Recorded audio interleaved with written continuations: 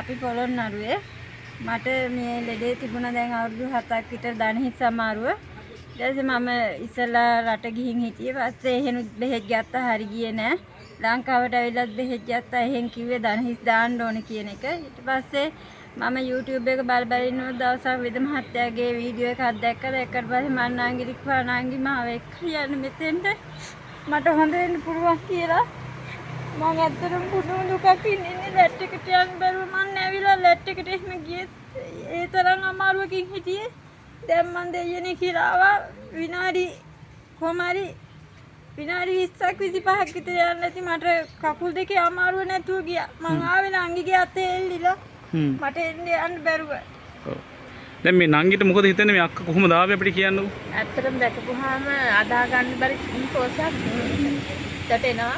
මොකද මේ දැන් වීල් එකෙන් බැහැලා ආවෙත් මගේ අතේ එල්ලිලා මේ ගෙදරින් යනකොටත් එහෙම කොරග ගහ තමයි දෙපැත්තට මේ වවි කොරග ගහ තමයි ඇවිද්දේ. හරි අපහසුතාවයකින් හිටියේ.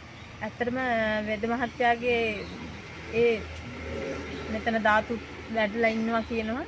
ඒ පින් බලෙන් වෙද මහත්තයා මේ කරපු මේ අක්කව හොඳ කරාට ඇත්තටම ඒ පින් බලයෙන් ඇති වෙද මහත්තයාගේ අනාගතේ සරුවප්කාරයෙන් සාර්ථක වෙන්න ඕනේ. තව දහස් ගාණක් ලෙඩ සුව කරන්න ශක්තිය ධෛර්යය ලැබෙන්න ඕනේ කියලා ප්‍රාර්ථනා කරනවා.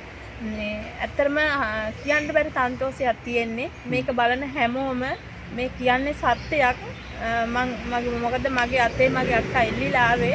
ඇත්තටම දැන් එයා හයියෙන් ඇවිදලා කොරයක් නැතුව යනවා දකින්නකොට පුදුම තරම් සතුටක් තියෙන්නේ. මං හැමෝටම කියන්නේ ලෙඩක් දුකක් එහෙම තියෙනවා නම් ඇවිල්ලා චුට්ටි මොහොතකට හරි මෙතෙන් ඇවිල්ලා ඉද මහත්තයාට කතා කරලා ඇවිල්ලා බලලා මේ යන්න මේ මිනිස්සු කියන දේවල් මේ අහලා ඔය YouTube එකේ වෙද මහත්තයා ගැන දාන ප්‍රචාර සත්‍යයක්ද අසත්‍යයක්ද කියලා මෙතෙන් ඇවිල්ලා බලා ගන්න හැකි බලන්න කියලා මම ආරාධනා කරමින් මේ වෙද මහත්තයාට බොහොමත්ම පිං කියලා කියමින් මම නැවතිනවා.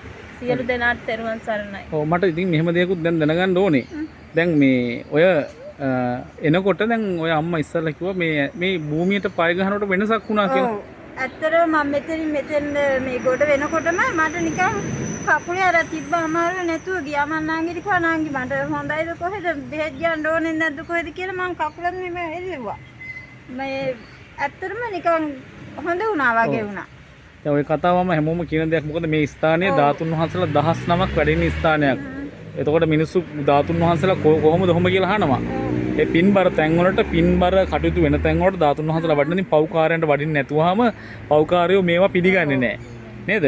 වෙද මහත්තයා කියන වෙද මහත්තයෙක් නිකන් නමට වෙද මහත්තුරුලා බෑ, ආයුර්වේද වෛද්‍යවරුලා බෑ, දොස්තරවරුලා බෑ. ලෙඩ සුව කරන්න ඕන. දැන් ඇස්පනා පිටම සනීපුණා නේද? ඔව් ඇත්තටම සනීපුණා. මිනිස්සු ඉතින් දේවල් කියනවා. මිනිස්සු කියන ඒවා අහන්න හොඳ නෑ. ඇවිල්ලා බලන්න ඕනේ. මිනිස්සුන්ගේ කටවල් තියෙනවා. ඒ මිනිස්සු ඔහේ කියනවා. මිනිස්සේ දිනු වෙනවට කැමති නෑ.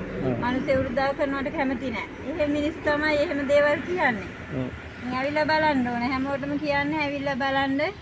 ඔය කියන ඒවා ගණන් ගන්න නැතුව තමන් ඇවිල්ලා බලපුවාම හරි. හොඳයි. දැන් එහෙනම් ඔයගොල්ලන්ටත් බොහොම ස්තුතියි. මේ වගේ වීඩියෝ පටියක් ලේසියෙන් කෙනෙක් දෙන්නේ නැහැ. මොකද සනීපුණාට පස්සේ සනීපුණා කියලා කියන්න කැමති නැහැ. ලෙඩක් තිබුණා කියලා කියන්න කැමති නැහැ. මට යන්න බැරුව මම හිතන්නේ හිටියේ මට කොහොම හරි කකුල් දෙක හොඳ කරගන්න ඕනේ කියන එක තමයි මට තිබුණේ. මට ඒක දැන් වුණා. හොඳයි. එහෙනම් දැන් පරිස්සමෙන් ගිහින් එන්න. පොළොන්නරු යන්නත් එපා. එහෙනම් හොඳ දීර්ඝායුෂ වේවා හැමෝටම. තෙරුවන් සරණයි ඈ. හොඳයි.